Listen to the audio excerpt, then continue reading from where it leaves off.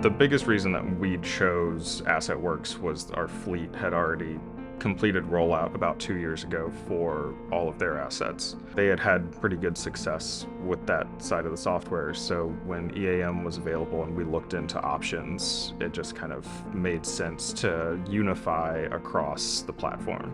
Fleet was the most important, so that was our big headline, with the intention that we knew we wanted to bring aboard facilities, roads and streets, and for parks and grounds. You were going to go with a company anyways, so why not use the same one and for everything so that everybody's on the same page? We used to use pretty much pencil and paper.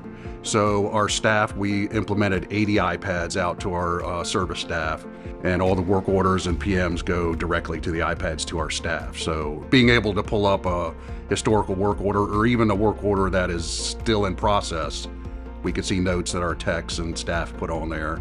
It helps us provide feedback to our customers.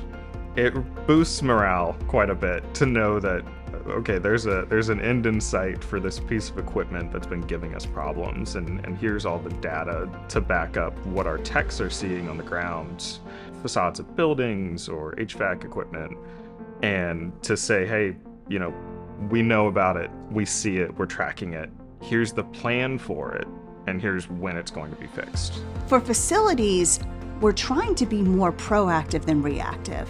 We're not going back and just putting out fires. We could really create a good preventative maintenance. The idea is the fact that you're not doing all this busy work anymore. You're just staying on top of what you need to stay on top of. I think it just only makes sense. We've been a very reactive agency, but we're looking forward to moving to that side of the response for maintenance as well as, instead of reactive.